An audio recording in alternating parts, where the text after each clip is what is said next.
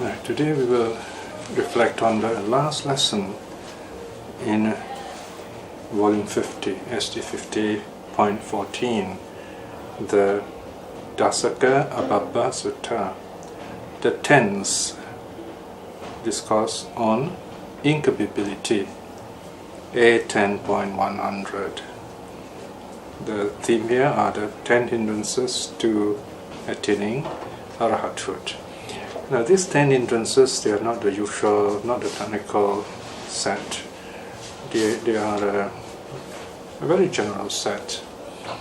And in a sense there seems to be no system to this list, and yet there are some very basic negative emotions or defilements, if you like, which have to be dealt with before one can become an arhat.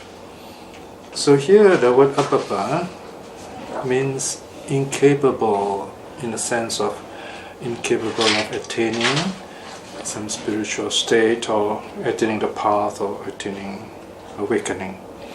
So here we have 10 such qualities. This is a very short sutta, so I'll read to you the sutta and then comment on it.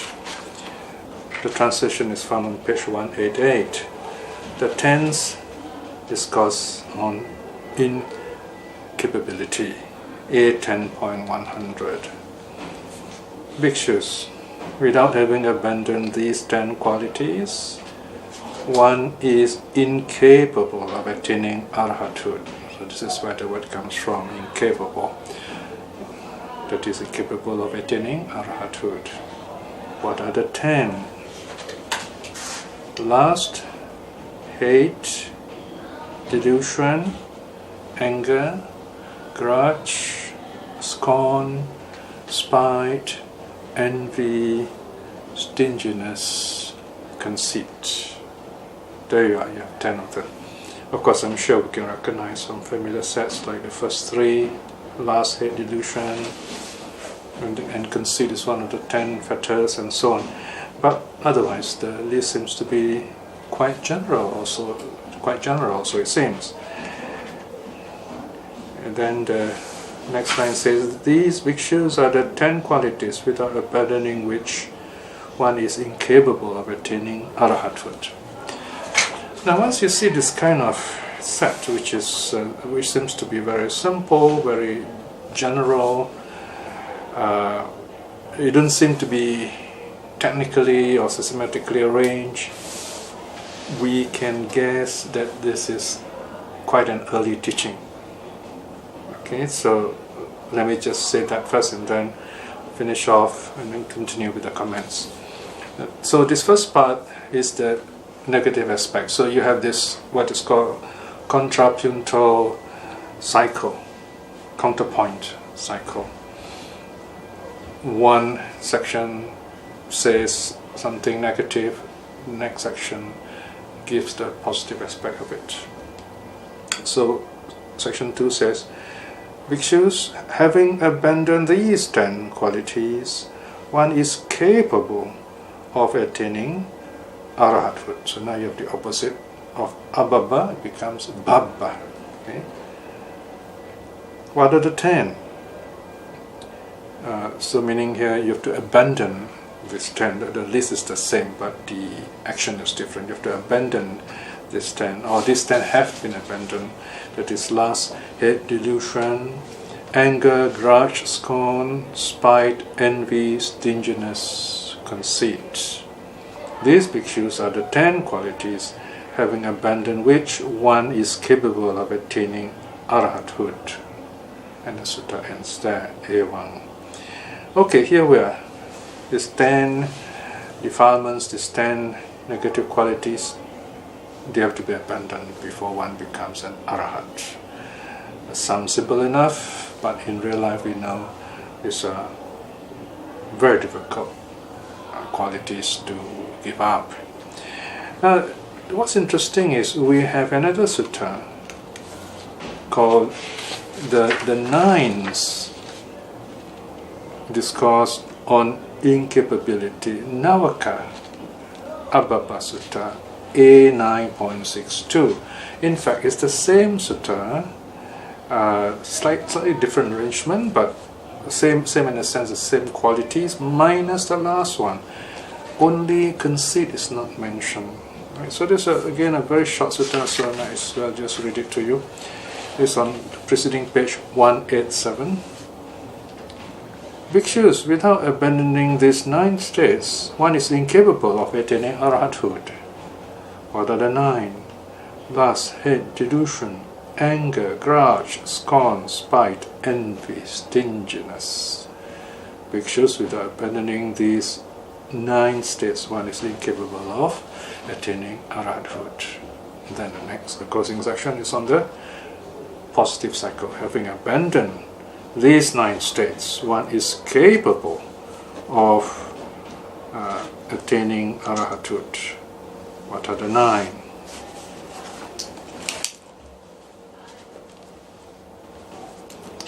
Last, again, the same list of qualities: lust, hate, delusion, anger, grudge, scorn, spite, envy, and stinginess. Bhikshus, having abandoned these 9 states, one is capable of attaining arhathood.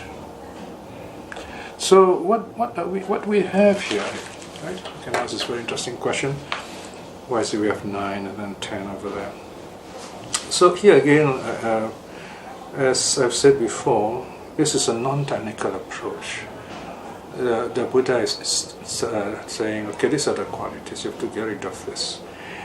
In other words, we've got to go back to the understanding of the nature of the Pali language, as well as the Buddha's teaching in the early part of his ministry, when he was teaching people who are ready to listen, ready to awaken. You might say the first period, first 10 years, first 25 years at the most, perhaps, or 20 years, say 10 to 25 years at the most.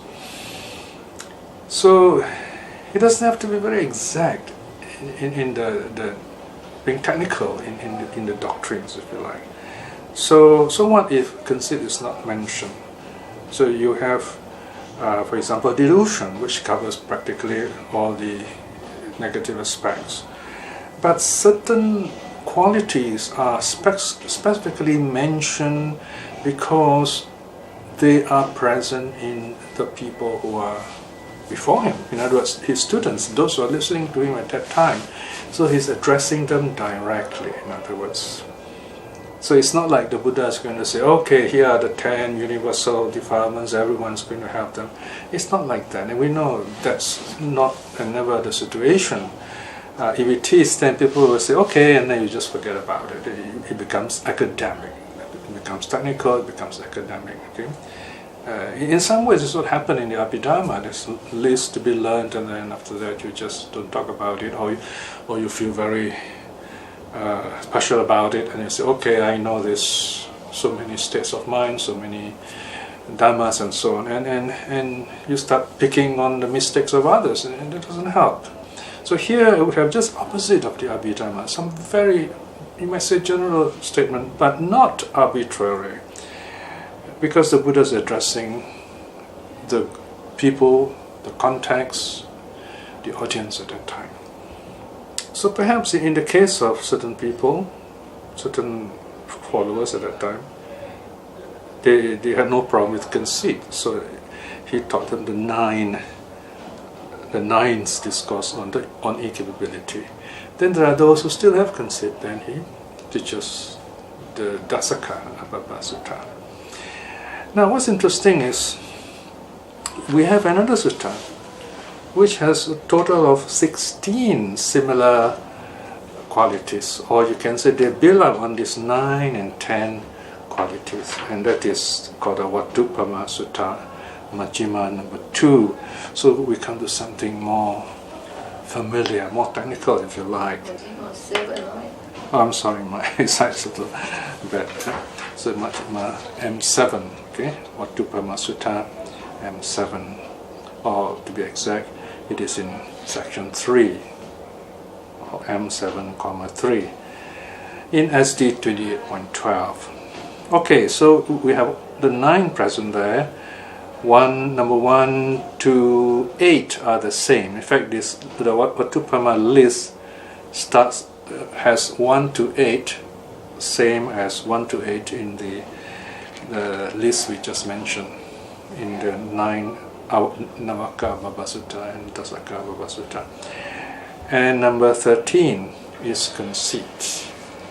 Now the extra or the new list, number 8, is miserliness or stinginess.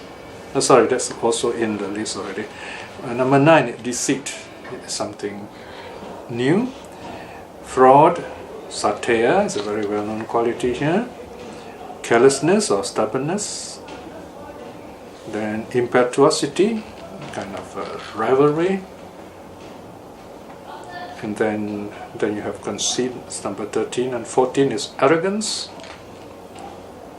Arrogance is a kind of even severe form of conceit. Conceit is mana, arrogance is atimana. Mental intoxication or pride, mada. And then you have heedlessness, negligence, pamada. Alright? So we have 16 qualities here. Let me just quickly go through them in case you're wondering what are they. I'll read from number 1. The first one is covetousness. Of course, you have different words here. You have lust, covetousness. Here is covetousness and rampant greed. Okay, the first one. Here again you see this non-technical. You find here desire is kind of given a longer definition, reflecting the situation that the Buddha is addressing. Number 2 is ill will. 3 is anger. 4 grudge or resentment. 5 is scorn or contempt. 6 is spite or malice. 7 jealousy or envy. 8 miserliness or stinginess. 9 deceit. 10 fraud or hypocrisy. 11 carelessness or stubbornness. 12 impetuosity or rivalry. 13 conceit.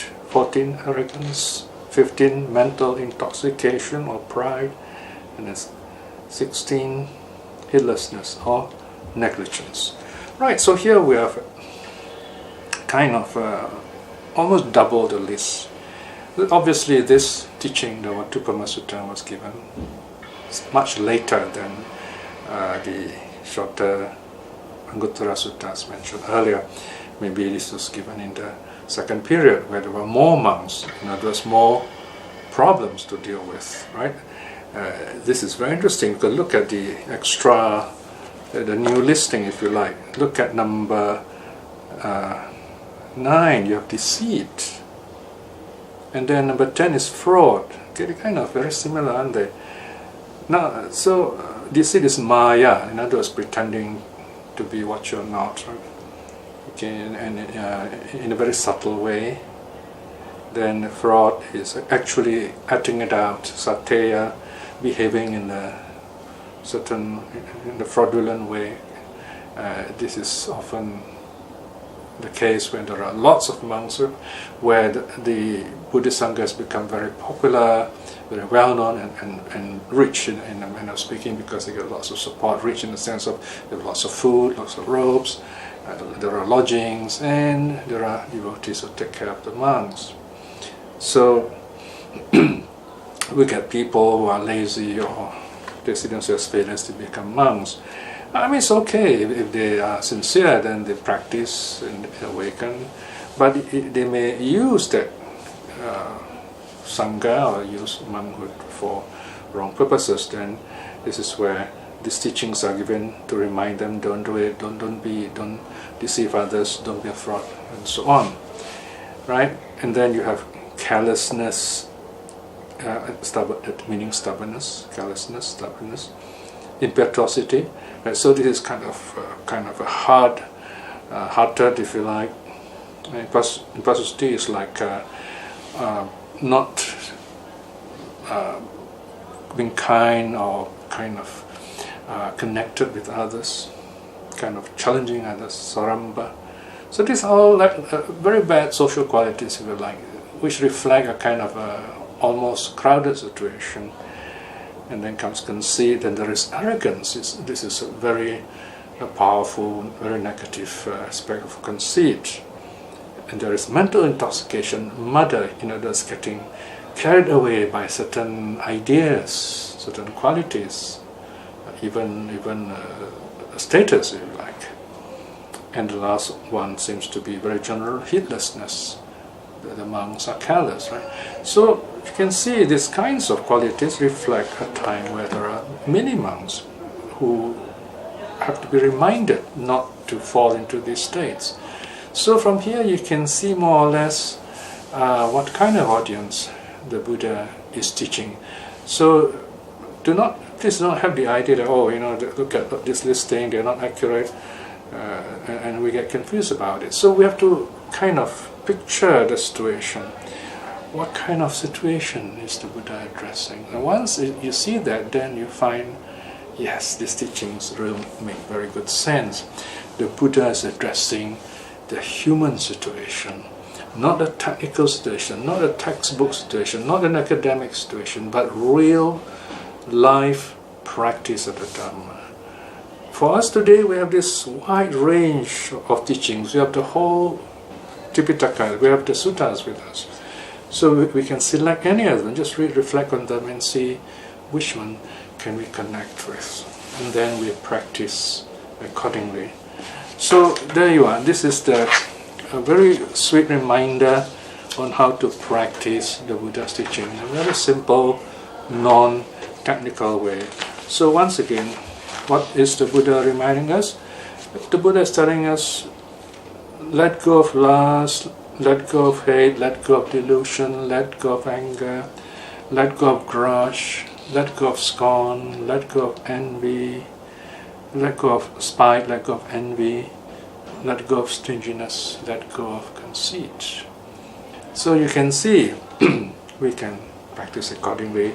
We may not be able to attain arhathood yet at this point, but certainly if we clear our minds of these negative emotions, it's easier for us to reflect on impermanence regularly, and when the right time comes in this life itself, we can attain the very first step on the path of awakening and attain stream winning. Then we're on the way to awakening.